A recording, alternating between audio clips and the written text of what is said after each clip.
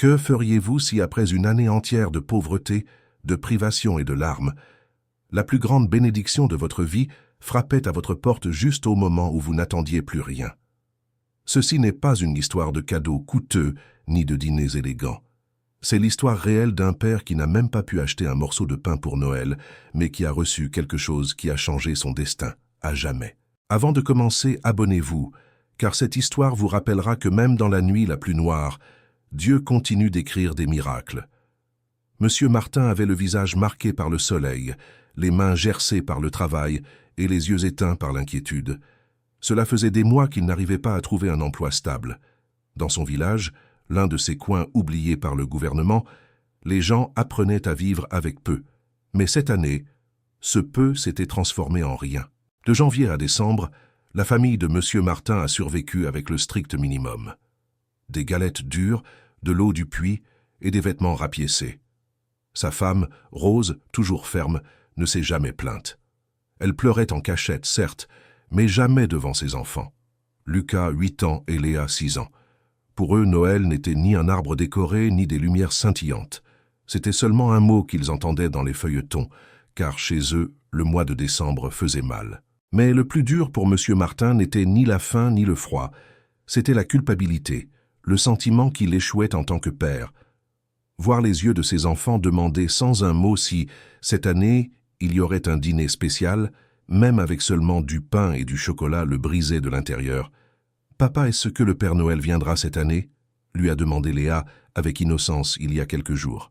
Il a baissé le regard et a répondu avec la seule chose qui lui restait, la foi.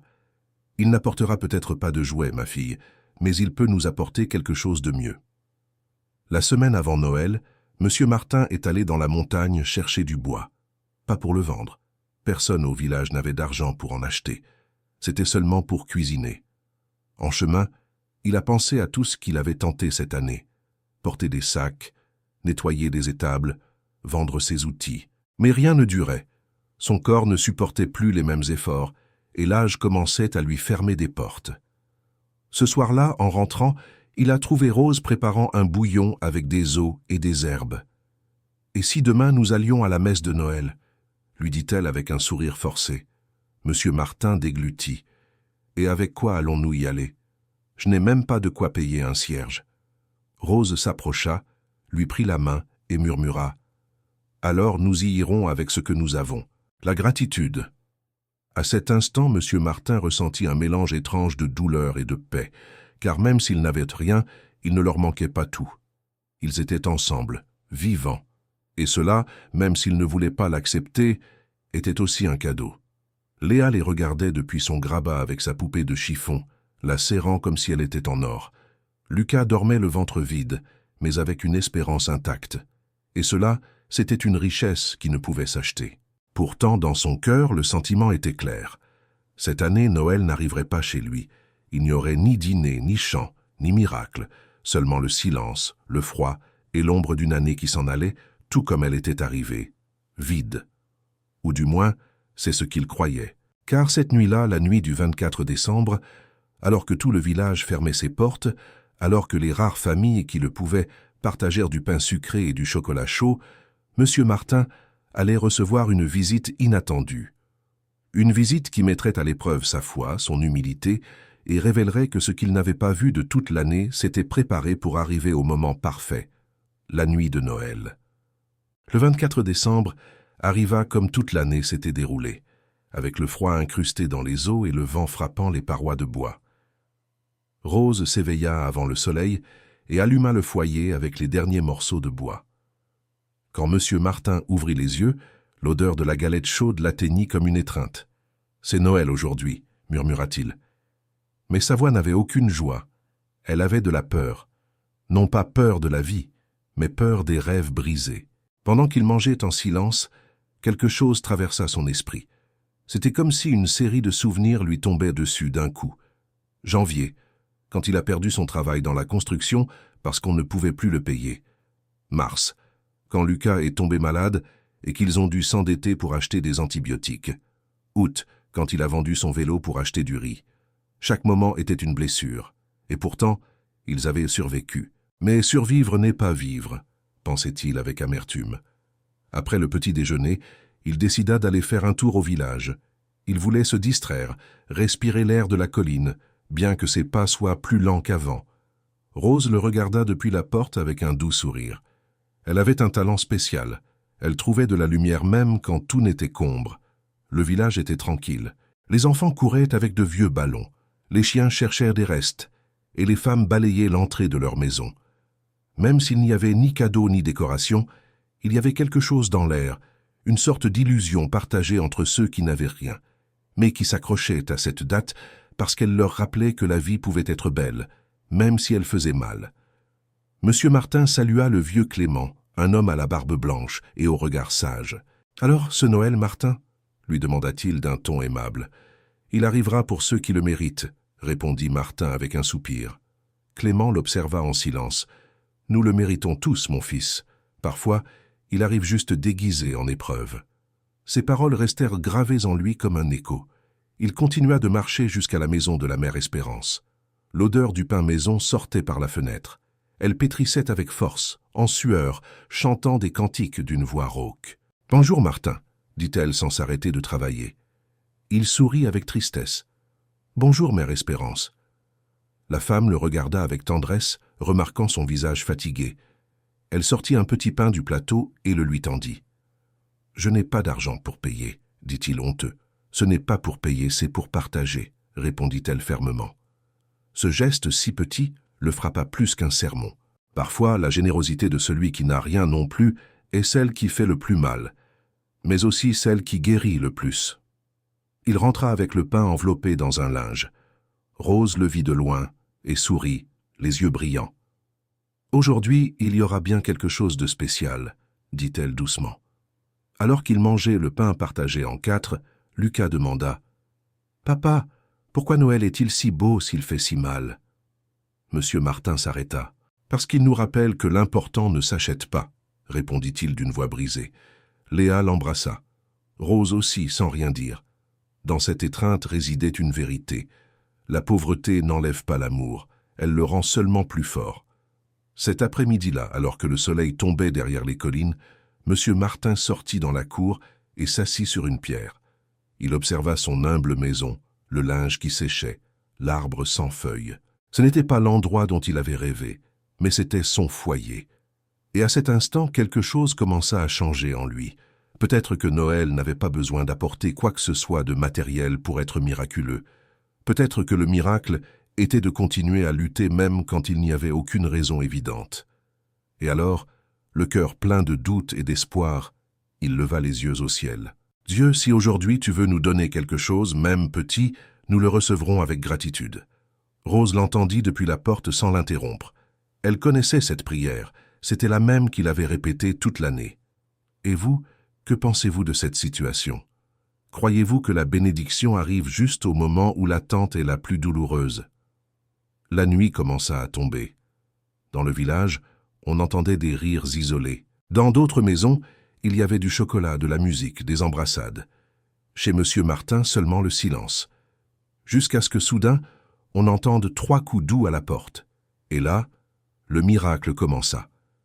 Les 3 coups à la porte n'étaient pas forts, mais ils étaient urgents. Rose se leva immédiatement. Monsieur Martin hésita quelques secondes. Qui cela pouvait-il être à cette heure-ci? Il ouvrit doucement.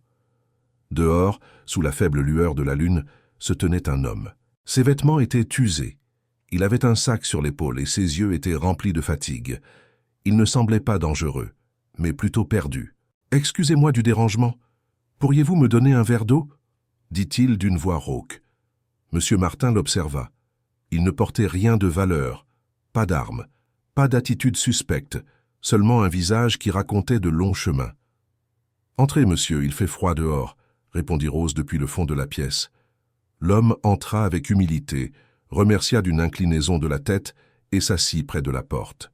Monsieur Martin lui donna de l'eau dans une tasse en étain et Rose servit un peu du bouillon qui restait. « Ce n'est pas grand-chose, » dit-elle avec gêne. « C'est plus que ce que j'ai reçu depuis des jours, » répondit-il avec une gratitude sincère. Pendant quelques minutes, la famille et l'étranger partagèrent cet espace sacré qu'est la table, aussi pauvre soit-elle. Personne ne demanda son nom, et lui ne demanda rien de plus. Il mangea seulement en silence, regardant de temps en temps les enfants avec un doux sourire. Après le dîner, Rose lui offrit un endroit pour dormir près du foyer. « Vous serez plus au chaud ici que dehors », lui dit-elle. L'homme ne s'y opposa pas, s'allongea avec son sac en guise d'oreiller et ferma les yeux presque immédiatement. Avant de dormir, il murmura une phrase qui resta flottante dans l'air. Parfois, les bénédictions arrivent déguisées en fatigue. Monsieur Martin le regarda en silence. Quelque chose chez cet homme lui inspirait le respect, mais aussi une légère crainte, comme s'il portait avec lui quelque chose d'invisible. Cette nuit-là, le sommeil de Monsieur Martin fut agité. Il rêva de feu, de chemins fermés, de portes qui ne s'ouvraient pas. Et au milieu de tout cela, une voix qui lui disait « Qu'es-tu prêt à faire pour changer ton sort ?» Il se réveilla en sueur. C'était l'aube. Il sortit dans la cour. Il s'assit sur la même pierre que d'habitude. Il respira profondément. Le silence était si intense qu'il entendait son propre cœur. Et alors, il y pensa. Il pensa à une conversation qu'il avait entendue quelques jours plus tôt entre deux hommes du village. L'un d'eux parlait de M. Sévère, un commerçant qui prêtait de l'argent en échange de faveurs et de dettes éternelles. Martin l'avait toujours évité. Il savait que c'était un homme sans scrupules, mais maintenant il y pensait. « Ce ne serait que pour cette fois, murmura-t-il, pour donner quelque chose aux enfants, ne serait-ce qu'aujourd'hui. » Il savait où habitait M. Sévère. À cette heure-là, il serait encore réveillé. Il pouvait y aller, demander un prêt, s'engager à travailler 2 fois plus l'année suivante. N'importe quoi pour ne pas passer un autre Noël vide. Il se leva, fit un pas, mais avant d'atteindre la grille, il entendit un léger bruit dans la maison. C'était Rose, elle était sortie, elle aussi. Elle le vit, le visage tendu. « Où allais-tu, Martin ?» Il baissa la tête. « Nulle part, je réfléchissais seulement. » Rose s'approcha, lui prit la main. « Ne mets pas ta conscience en jeu pour un dîner. C'est pour les enfants, pour toi. Je le sais, mais tu nous as déjà donné le plus important, tes efforts. Cela, Martin, cela nourrit aussi. » Ils rentrèrent, et là, près du foyer, ils virent quelque chose qui les surprit. L'étranger n'était plus là. Sa place était vide, mais sur le sol il y avait quelque chose enveloppé dans un mouchoir blanc. Monsieur Martin s'approcha, l'ouvrit. À l'intérieur se trouvaient 4 pièces d'argent anciennes et une note écrite à la main. « Merci de ne pas avoir fermé la porte. Cette nuit, vous avez été mon auberge. » Martin regarda Rose. Rose regarda les enfants. Et pour la première fois depuis longtemps, ils sourirent. Mais juste au moment où il semblait que la bénédiction était arrivée, un autre conflit commença à se former car, le lendemain, M. Martin trouva une lettre sous la porte. Elle venait de M. Sévère. « Je sais que tu as besoin d'argent. J'ai une offre que tu ne refuseras pas, mais elle a un prix. » Et ainsi, ce qui avait commencé comme un miracle se transforma en une nouvelle tentation. M. Martin tenait la lettre entre ses mains comme si elle brûlait. L'enveloppe n'avait pas de signature, mais tout le monde savait que cette encre sombre et cette calligraphie maladroite étaient celles de M. Sévère. L'homme le plus craint du village n'utilisait pas la violence physique. Il utilisait le désespoir des autres, et cela était plus dangereux que n'importe quelle menace directe. « Qu'est-ce qu'elle dit ?» demanda Rose depuis la table. Martin ne répondit pas, rangea la lettre dans sa poche et but une gorgée de café déjà froid. « Tu vas y aller ?»« Je ne sais pas, » dit-il, le regard perdu dans le vide. La veille avait été étrange. La visite de l'étranger, les pièces d'argent, la note, tout semblait sorti d'un rêve, mais ce rêve commençait à s'effriter. Car s'il y avait une chose que Martin avait apprise durant ses années de lutte, c'est que quand quelque chose de bon arrive sans explication, il y a toujours quelque chose derrière qui vient vous mettre à l'épreuve. Ce jour-là, il alla parler au seul homme en qui il avait confiance au-delà de Rose, le père Élie. Il le trouva balayant le parvis de l'église avec sa soutane rapiécée et son visage serein. « Père, j'ai besoin d'un conseil, et d'un conseil sincère. Ici, nous ne donnons pas de conseils par complaisance, Martin. Parle franchement. » Martin lui raconta tout. La visite, les pièces, la lettre de M. Sévère et le poids qu'il ressentait sur sa poitrine. Le père écouta en silence, puis posa son balai de côté. « Qu'est-ce que tu désires le plus maintenant ? » « Donner à mes enfants un Noël qu'ils n'oublieront pas, un jour où rien ne manque.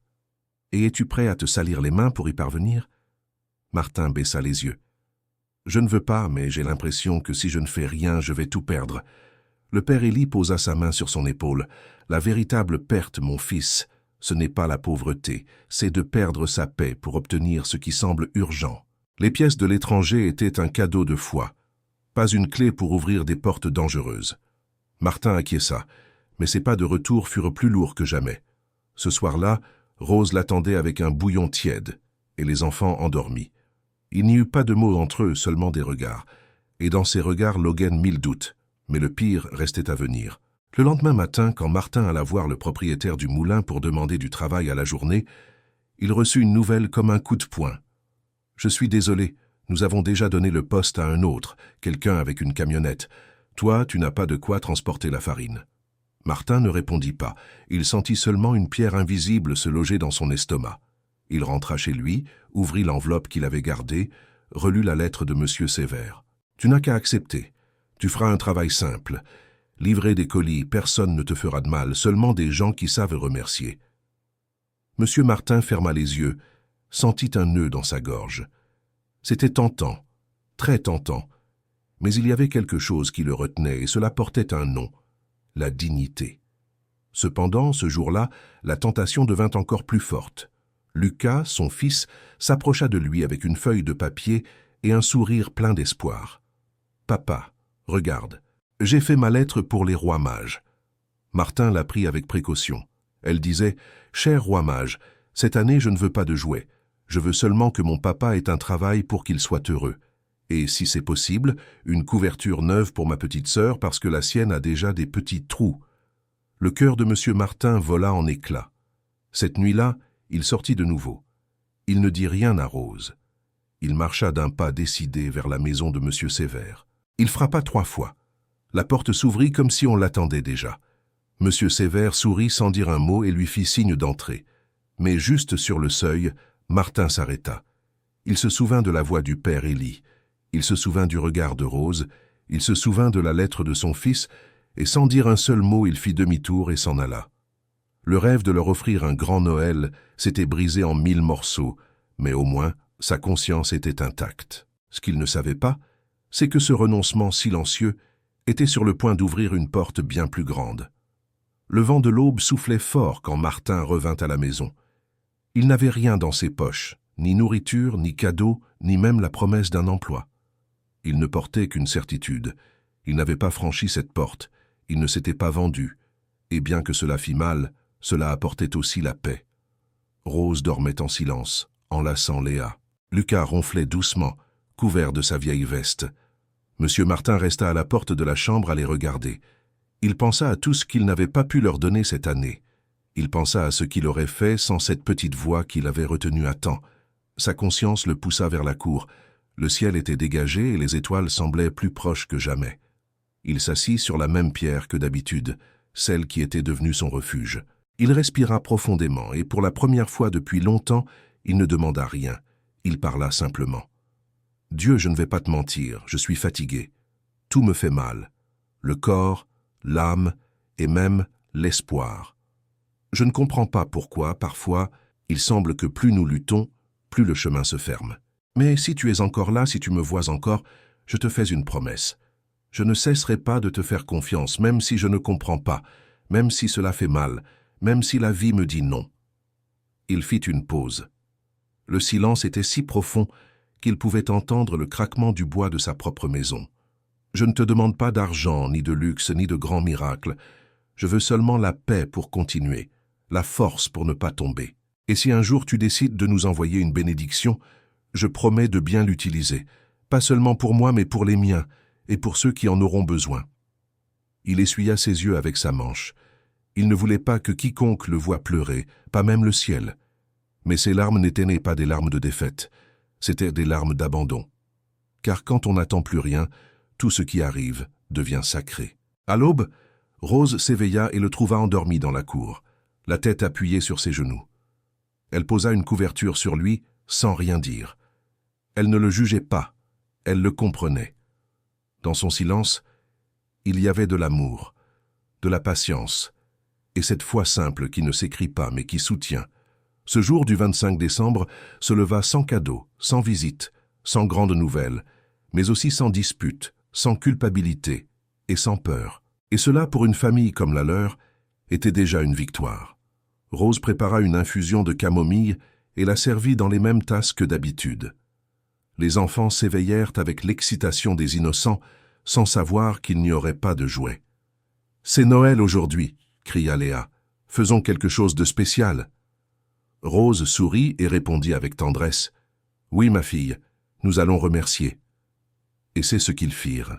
Réunis tous les quatre, les mains entrelacées, ils dirent à voix basse « Merci pour la vie, pour le peu que nous avons, pour être toujours ensemble. » Et juste à ce moment, alors que le cœur était plus rempli de gratitude que de désir, quelqu'un frappa de nouveau à la porte. Monsieur Martin se leva, ouvrit avec précaution et ne vit personne. Seulement un paquet enveloppé dans de la toile, posé contre le seuil. C'était un sac en toile, avec un nœud rouge. Il le prit avec précaution. À l'intérieur, il y avait quelque chose qu'il ne comprenait pas. Une boîte en bois fermée, lourde, et une note collée sur le côté qui disait « Ce que tu as semé avec foi commence maintenant à fleurir. » Monsieur Martin regarda autour de lui. Il n'y avait personne, pas une ombre, pas un son, seulement la brise légère de la colline et le craquement des branches. Il entra dans la maison, posa la boîte sur la table. Rose s'approcha avec prudence. Ils la regardèrent comme si elle cachait un secret qu'on ne pouvait toucher à la légère. « On l'ouvre » demanda-t-elle. Martin acquiesça, mais quand ils soulevèrent le couvercle, ils restèrent sans voix, car à l'intérieur, il n'y avait ni argent, ni bijoux, ni nourriture. Il y avait des graines de différentes tailles et couleurs, et une note de plus « Plante-les, arrose-les avec foi, et attends. » Rose le regarda en silence. « Ça aussi, c'est une autre épreuve. Alors nous la passerons ensemble, » répondit Martin. Et sans rien comprendre, mais le cœur battant fort, ils surent que quelque chose était sur le point de commencer. Les graines reposaient sur la table comme si elles attendaient quelque chose. Elles ne bougeaient pas, elles ne parlaient pas, mais elles avaient un poids qui n'était pas physique. Rose les regardait avec méfiance, Martin avec un mélange de respect et de crainte. Personne ne comprenait rien, mais tous deux sentaient qu'ils ne devaient pas les ignorer. « Quel genre de graines sont-ce » murmura Rose. « Je ne sais pas, » répondit-il, « mais elles sont arrivées après que j'ai parlé à Dieu. » Ils ne tardèrent pas à se décider.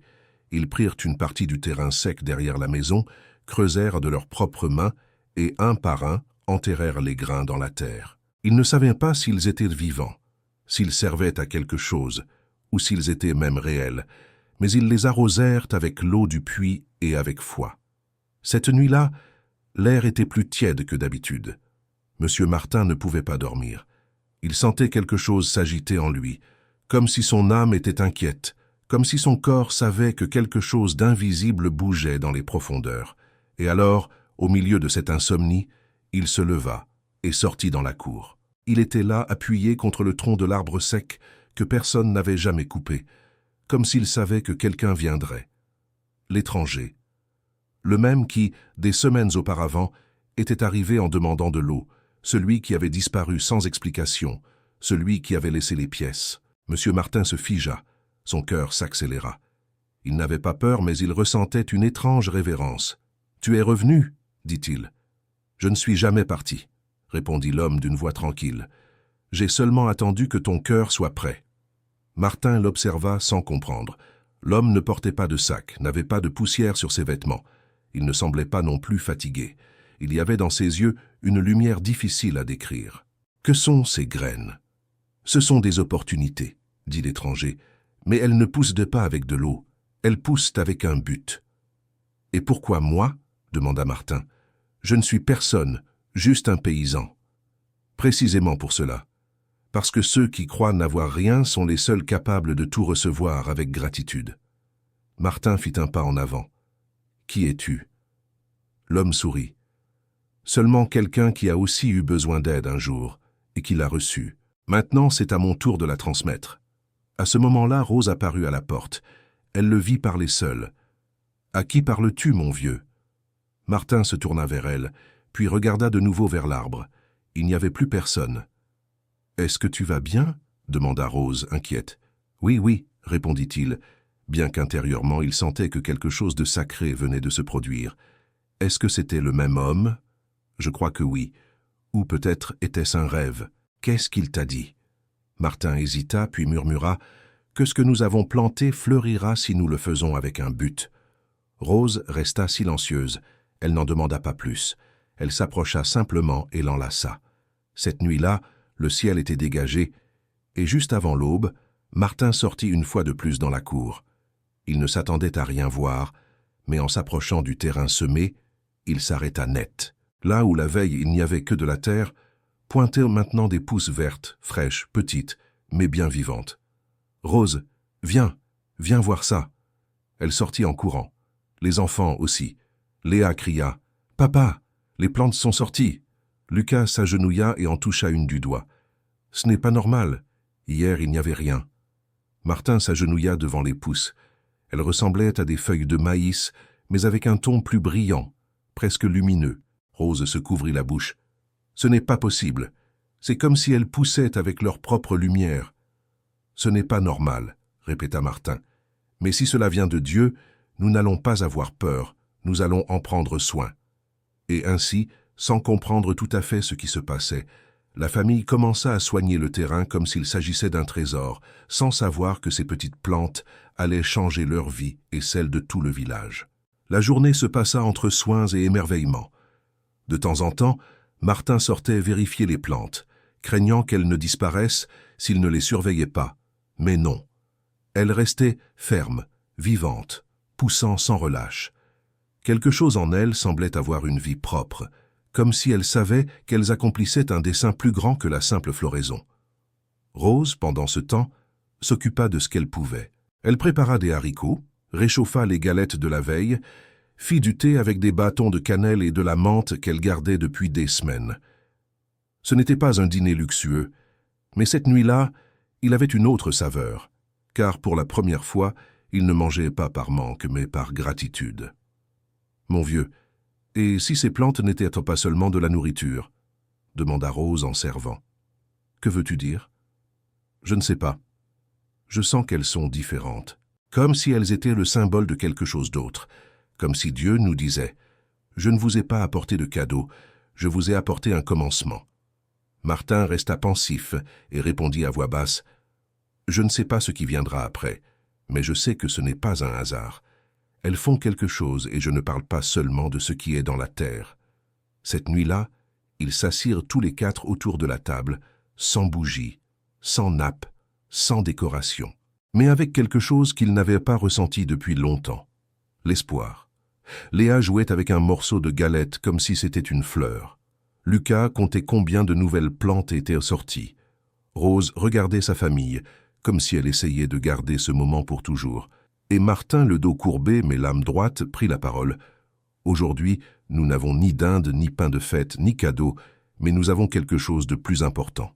Aujourd'hui, nous avons semé la foi, et la vie a jailli. » Rose acquiesça. « Et si nous prenons soin de cette foi comme nous soignons ces plantes, peut-être fleurira-t-il quelque chose que nous ne pouvons pas encore imaginer. »« Tu crois que ces plantes nous donneront à manger ?» demanda Lucas. Martin le regarda avec tendresse. « Peut-être que oui, peut-être que non, mais ce qu'elles nous ont déjà donné ne se mange pas, mais cela nourrit. »« Quoi, papa ?» demanda Léa. « L'espérance, dit-il d'une voix ferme.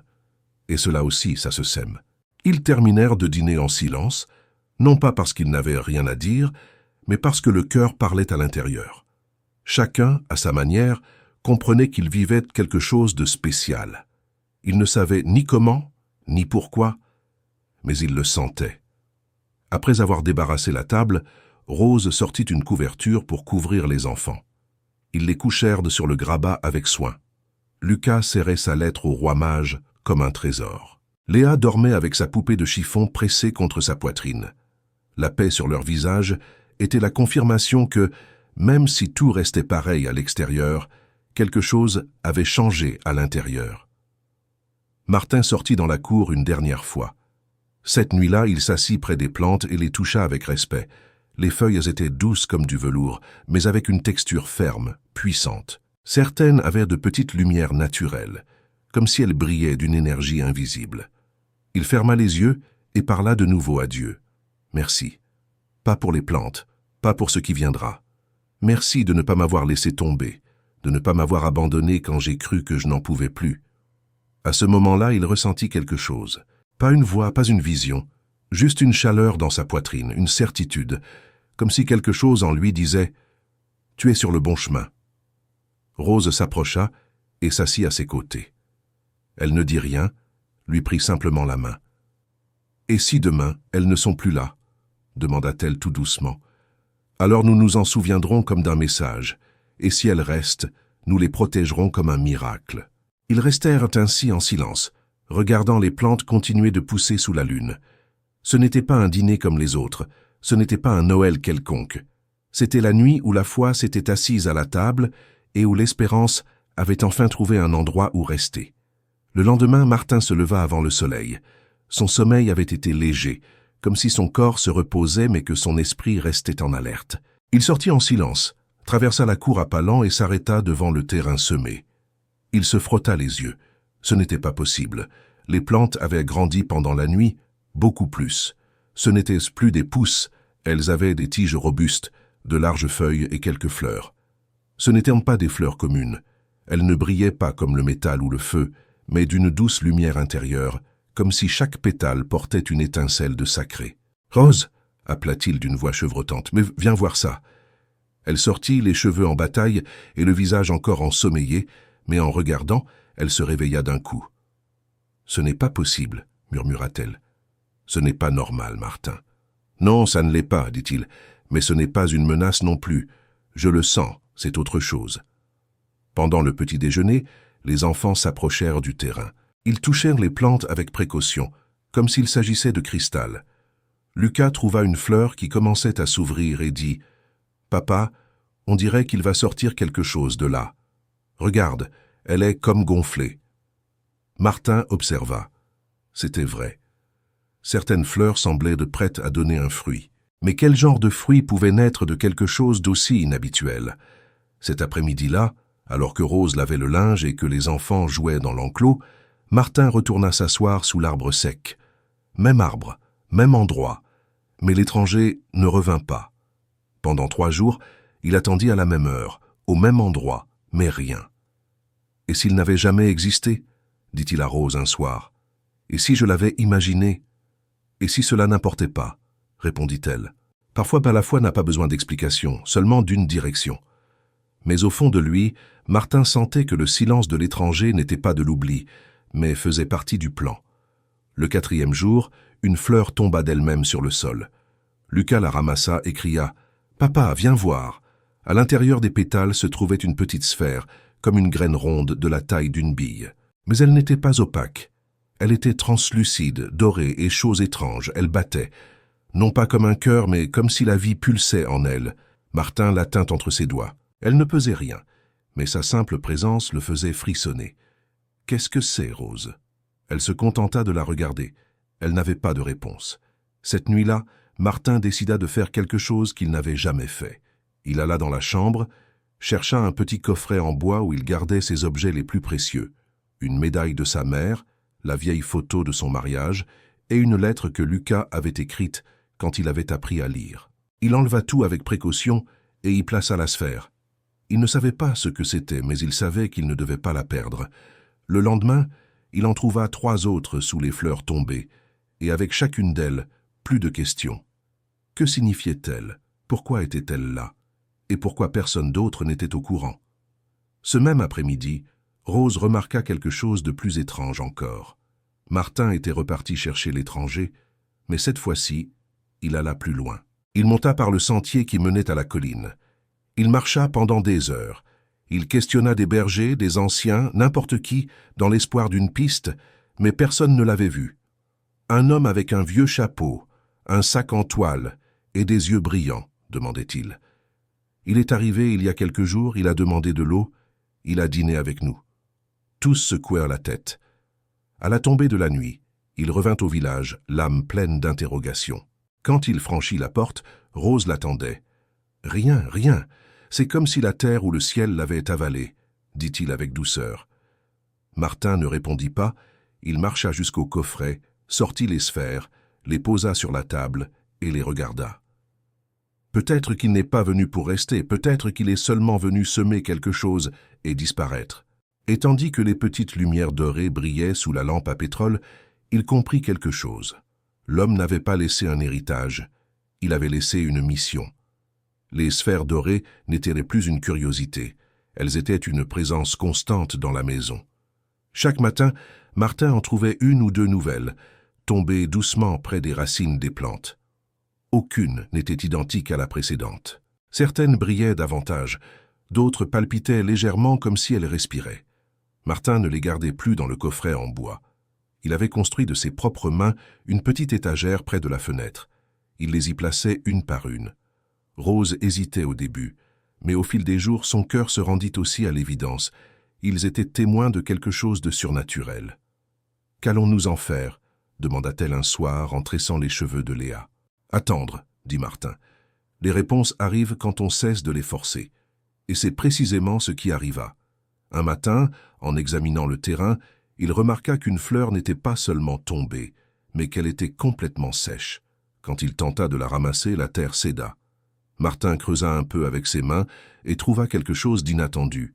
Un petit coffre en métal, vieux, rouillé, mais intact.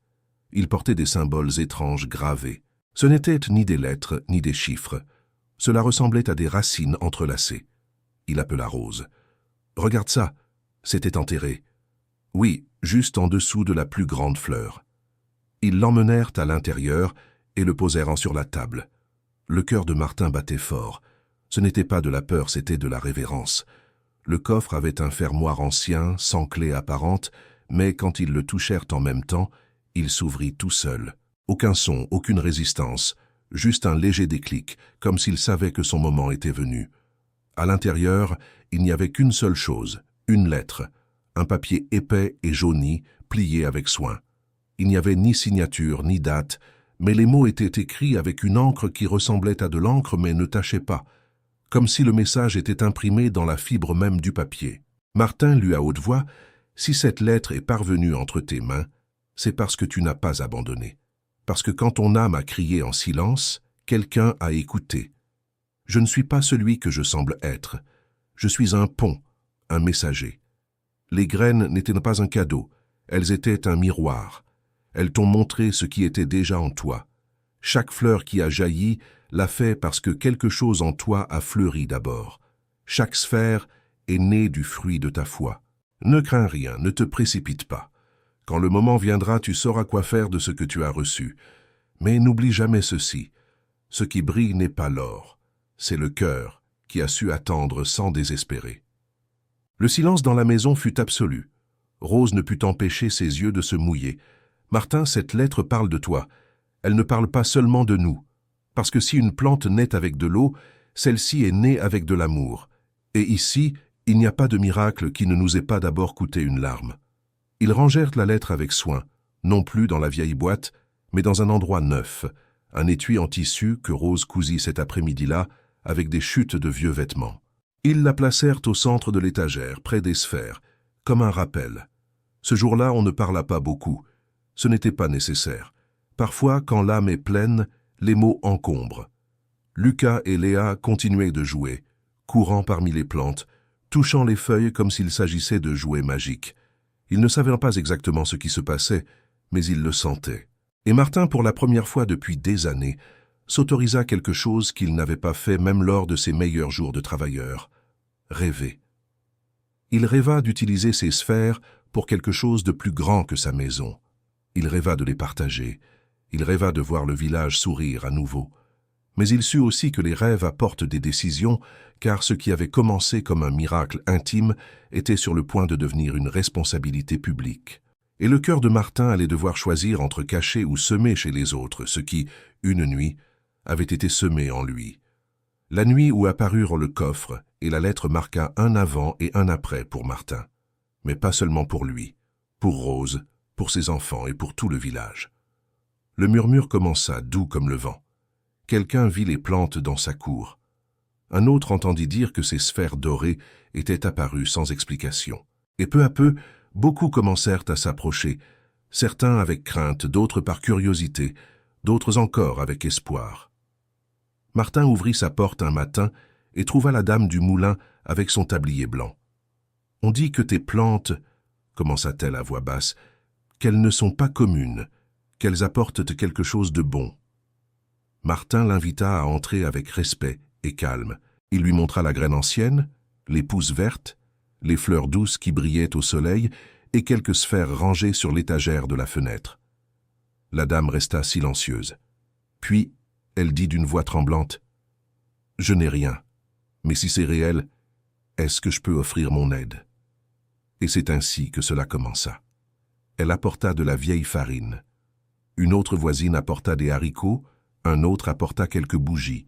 Des jeunes apportèrent de l'eau propre du puits de la colline, et peu à peu, l'humilité se transforma en communauté. Les jambes fatiguées de marcher jusqu'à la maison d'en face se firent plus légères. Les portes s'ouvrirent de nouveau. Les regards cessèrent d'être soupçonneux et devinrent solidaires. Martin, le regard fixé sur les sphères, comprit que ce qu'il avait reçu n'était pas seulement pour son foyer, mais pour beaucoup de gens. Il partagea le pain et le thé avec ceux qui arrivaient. Il invita les enfants du village à s'approcher, leur permit de toucher les plantes, les laissa jouer parmi les pousses. Lucas et Léa ne couraient plus seuls dans la cour. Ils couraient avec d'autres enfants en riant et en criant. Et pendant que cela se produisait, quelque chose de profond changea dans l'air. Les maisons de bois cessèrent de tanguer avec le vent, cessèrent de craquer. Elles commencèrent à se sentir sûres. Un après-midi, une petite réunion fut organisée sur la place du village. Ce n'était pas grand. Il n'y avait ni lumière, ni sono, ni luxe. Juste un cercle de chaises cassées, une vieille table et un fanal. Monsieur Martin se leva. Dans ses mains, il tenait une sphère dorée, la plus brillante qu'il ait jamais vue. D'une voix ferme, il parla. « Ce soir, je ne vous apporte ni or ni promesses vides. Je vous apporte quelque chose de plus précieux, l'espérance. Cela n'a pas commencé avec moi, cela a commencé avec vous, avec chaque main tendue pour aider, avec chaque cœur qui a cru quand il était logique de douter. Ceci, dit-il en levant la sphère, est la preuve de ce qui arrive quand quelqu'un décide de ne pas abandonner, quand quelqu'un décide de croire. Mais je ne veux pas la garder pour moi. Je veux que chaque famille ici en reçoive au moins une. Gardez-la non pas comme une richesse, mais comme un rappel. » Un murmure parcourut le cercle. Certains pleurèrent, d'autres regardèrent le sol. Quelqu'un demanda « Et si elles ne servent à rien ?» Un autre « Et si quelqu'un les vole ?» Mais Martin éleva de nouveau la voix. La valeur de ces sphères ne vient pas de ce qu'elles sont, mais de ce qu'elles représentent. Ce n'est pas un prix, c'est une promesse. La promesse que même dans les moments les plus durs, la vie peut prendre un tournant, et que ce tournant, nous avons décidé de le partager. La distribution fut simple. Chaque famille quitta la place avec une sphère enveloppée dans un linge, avec respect et un nœud de foi. Et quand chacun alluma sa bougie cette nuit-là, les lumières éclairèrent plus que des toits, elles éclairèrent des cœurs. Le village cessa d'être un ensemble de maisons isolées. Il devint une communauté unie par ce qui était né en silence dans la cour d'un homme humble. Rose observait les yeux larmoyants. Ses enfants dormaient cette nuit-là comme jamais, et Martin, pour la première fois depuis des mois, s'autorisa à fermer les yeux sans angoisse, car il savait qu'il ne s'agissait pas de sauver une année, mais de sauver des vies. Et tandis que le vent cessait d'être une plainte pour devenir une chanson, la terre, sèche, nue, oubliée, commença à se sentir fertile, car il y avait quelque chose de nouveau qui y poussait. Pas seulement des plantes, pas seulement des graines, mais une foi partagée, une solidarité, une espérance vivante. Ce fut la renaissance du village. Et bien que personne ne sût ce qui viendrait ensuite, tous sentaient dans leur peau, dans leur poitrine, dans leur âme, qu'ils accomplissaient quelque chose de grand. Depuis cette nuit où le village avait reçu ces sphères dorées, rien ne fut plus jamais pareil. À l'aube, l'air apportait quelque chose de nouveau, des conversations posées, des regards respectueux, des mains qui se serraient sans rien demander en retour. Pour beaucoup, ces sphères n'étaient que des objets étranges et précieux, mais pour les familles du village, elles devinrent des symboles d'espoir, de foi et de communauté. Martin marchait dans la rue principale avec Rose à ses côtés. Il voyait des voisins qui autrefois l'ignoraient. Maintenant, ils le saluaient avec gratitude. « Comment allez-vous » demandèrent-ils. Il répondait avec un sourire paisible, car il savait que ce qui fleurissait n'était pas seulement dans la terre, c'était dans les cœurs. Un matin, Léa alla à l'école improvisée que les voisins avaient fondée dans l'ancien entrepôt vide du village. Il n'avait ni livre neuf ni pupitre rutilant, mais il y avait des rires, de la curiosité et l'envie d'apprendre. Lucas aidait à ramasser des pierres pour arranger la cour, pendant que d'autres enfants plantaient de petites fleurs autour de la salle. Cette scène fit pleurer Martin à l'intérieur. Il avait vu la faim, la tristesse, le désespoir, et maintenant il voyait l'envie de vivre, de grandir, de rêver.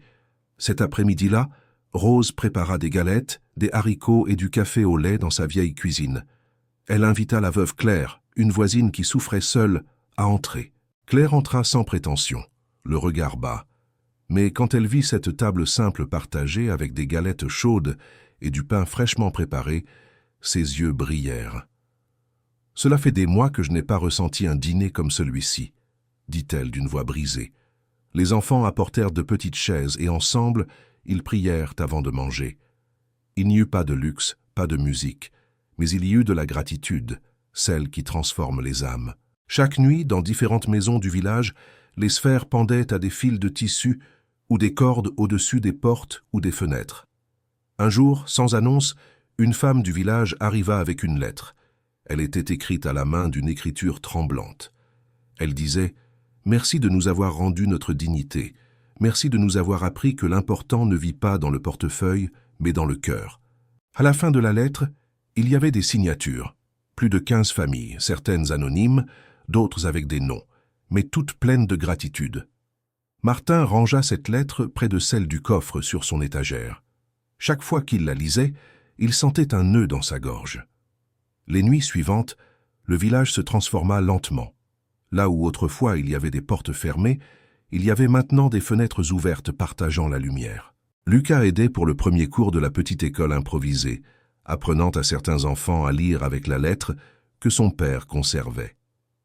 Léa sortait dans la cour et arrosait les petites fleurs autour de la maison, comme si elle soignait le miracle. Et M. Martin, lui, ne voyait plus les sphères comme des objets, il les voyait comme des ponts vers un futur différent, une vie différente, avec moins de luxe peut-être, mais avec plus d'âme. L'abondance que le village avait découverte ne résidait pas dans ce que l'on accumulait, elle résidait dans ce que l'on donnait, dans ce que l'on partageait, dans ce que l'on semait avec foi.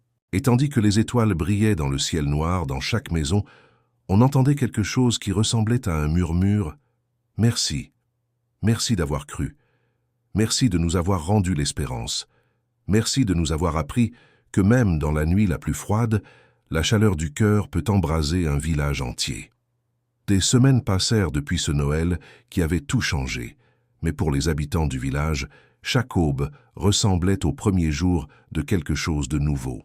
Les sphères dorées pendaient toujours aux portes, aux fenêtres, dans les cuisines humbles, comme des rappels discrets que la foi, quand on la cultive, fleurit en silence. Un matin clair, Martin sortit dans la cour avec Rose. Les plantes, qui au début semblaient bizarres, formaient maintenant un petit potager. Des feuilles vertes, des tiges fermes, des branches offrant de l'ombre. Parmi ces branches poussaient de petits fruits brillants, d'une couleur que personne ne connaissait, un mélange de cuivre et de lumière. Certains voisins les observèrent avec étonnement quand Martin les montra sur la place. Personne ne savait ce que c'était, mais tous pressentaient qu'il n'était pas le fruit du hasard. Cet après-midi-là, un groupe de femmes se réunit près du puits et commença à récolter ces fruits étranges. Elles coupaient avec précaution, les lavaient à l'eau fraîche, les ouvraient. L'arôme était doux, intense, comme un mélange de miel et de terre humide. La vieille Rose, une voisine âgée qui ne parlait presque jamais, en goûta un morceau et laissa échapper un soupir. « Je n'ai jamais rien ressenti de tel, » dit-elle d'une voix tremblante. « On dirait que cela vous apporte la paix à l'intérieur. » Les autres acquiescèrent, surpris. Les enfants observaient avec de grands yeux, avec curiosité et une crainte révérencieuse. Martin les vit manger, rire, partager, et il comprit que ce potager n'était pas seulement pour sa famille, mais pour tout le village. Le soir, sur la place, ils organisèrent un dîner partagé. Des miches de pain, les fruits mystérieux, des galettes, des haricots, du café. Les rires remplaçaient les larmes d'autrefois. Les tables se remplissaient peu à peu de ce qui semblait improvisé, mais qui étaient soigneusement déposées par des mains solidaires. Une mère serrait son fils endormi. Un vieillard trouva une chaise pour s'asseoir. Une jeune femme enceinte caressait son ventre, les yeux brillants de gratitude. Au milieu de ce dîner improvisé, M. Martin se leva. Il n'éleva pas la voix et ne fit aucun geste ostentatoire. Il leva simplement un fruit dans la faible lumière de la lune. « Ceci, dit-il avec humilité, n'est pas un miracle isolé, c'est le miracle de beaucoup de cœurs qui n'ont pas abandonné. Ce fruit n'a pas été récolté par avidité ou par ambition. Il a été récolté avec patience, avec foi et avec don de soi. » Rose marcha entre les tables. Elle voyait des visages connus, certains nouveaux, tous brillants d'un éclat simple. La paix. Elle marcha jusqu'à Martin et il l'enlaça. « Regarde, » lui dit-il à l'oreille. « Ce qui est né d'une graine que personne ne connaissait nourrit les corps, les âmes, les futurs. » Elle acquiesça, les yeux brillants. Parmi la foule, Lucas et Léa ramassaient les assiettes vides, aidaient à servir les tasses de café. Ils revenaient avec des chaises pour les anciens. Les enfants couraient entre les lumières improvisées, les rires, les chants simples. Personne ne dormait le ventre vide cette nuit-là.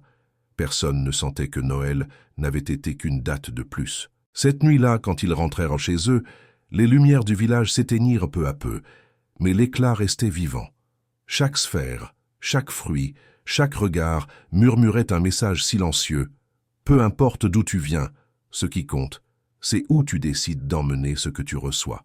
Le manque n'est pas une raison pour fermer la porte. Les mains vides peuvent se remplir si tu décides de semer. Avant de dormir, Martin sortit dans la cour, posa une main sur la terre humide, ferma les yeux. « Merci, » murmura-t-il. « Merci de m'avoir permis de croire quand il n'y avait plus de raison de le faire. Merci de nous avoir rendu l'espérance. » Rose l'accompagna en silence, la main sur son épaule, et tandis que le vent balançait les branches du potager sous un ciel étoilé, le village dormait, mais il ne dormait plus de la même façon. Il dormait le cœur léger, avec la certitude que parfois les miracles ne font pas de bruit. Ils poussent en silence, fleurissent dans l'humilité, nourrissent avec amour. Et dans ce silence, dans cet humus fertile, le véritable miracle ne faisait que commencer. La lune n'était plus le témoin d'un seul foyer. Elle éclairait maintenant un village entier qui avait appris à croire quand rien ne l'y invitait. Les lumières étaient rares, les maisons simples, la plupart en bois, avec des toits de tôle, de petites fenêtres, mais chaque fenêtre reflétait quelque chose de nouveau. L'espérance. Monsieur Martin rentra chez lui après le dîner communautaire. Il marchait lentement, le corps fatigué, mais le cœur léger. Rose l'attendait à la porte avec Lucas et Léa endormis dans ses bras. Les enfants semblaient si tranquilles qu'on aurait dit que le monde leur avait pardonné tout ce qu'ils n'avaient pas eu.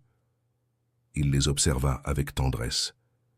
Il sentit qu'il n'avait pas de richesses physiques entre ses mains, mais qu'il portait quelque chose d'infiniment plus précieux, un nouveau départ. Rose sortit dans la cour. Les étoiles brillaient, le vent soufflait doucement, les grillons chantaient et le potager offrait de l'ombre, de la vie, des fruits. Tout ressemblait à un miracle, mais pour eux, ce n'était plus de l'étonnement, c'était la maison. La foi était passée d'un rêve fragile à une réalité concrète. « Parfois, » dit Martin à voix basse, « nous croyons que ce dont nous avons besoin est grand, un grand travail, un gros chèque, un grand miracle. Mais nous avons vu que la grandeur ne se mesure pas toujours en pièces de monnaie. Parfois, la grandeur, c'est un cœur qui ne se ferme pas, un homme qui ne s'enfuit pas, une famille qui n'abandonne pas, et une communauté qui décide de croire ensemble, ajouta-t-elle. Ainsi, le village cessa d'être composé seulement de voisins. Il devint une famille. Lucas et Léa apparurent doucement, les yeux brillants de sommeil. « Papa, est-ce que tout va bien ?» demanda Léa de sa petite voix douce. « Oui, ma fille, » répondit-il avec tendresse. « Tout va bien, mieux que bien. Nous sommes vivants, nous sommes ensemble. Cela suffit. » Et dans cette étreinte, sous la nuit silencieuse, ils comprirent que la véritable bénédiction n'arrive pas enveloppée de luxe, mais d'humilité, que l'abondance ne se compte pas dans ce que l'on possède, mais dans ce que l'on donne, que la valeur réelle n'est pas dans ce qui brille, mais dans ce qui demeure. Pendant ce temps, Dans le village, les maisons dormaient, mais dans chacune d'elles, une faible lueur restait allumée. Une bougie, une sphère, une fleur, un fruit, une main tendue, un signe. Une promesse silencieuse que quand quelqu'un décide de ne pas abandonner, quand il décide de continuer à croire, quelque chose de bon finit toujours par naître. Et vous, maintenant que vous avez écouté cette histoire jusqu'au bout, demandez-vous, si aujourd'hui vous rentriez chez vous les mains vides, le cœur fatigué, que feriez-vous? Fermeriez-vous la porte ou l'ouvririez-vous? Garderiez-vous le peu que vous avez ou le partageriez-vous avec celui qui en a besoin? Si cela vous a touché, si quelque chose s'est éveillé en vous, abonnez-vous à la chaîne. Partagez cette vidéo avec ceux qui ont besoin d'une parole d'espoir et cliquez sur la vidéo suivante que nous laissons à la fin. Vous y découvrirez une autre histoire réelle qui vous rappellera que le vrai miracle ne se voit pas, il se ressent. Car sur cette chaîne, nous ne racontons pas seulement des histoires, nous semons de la lumière. Et bien que ce conte s'arrête ici, votre histoire, elle, ne fait que commencer.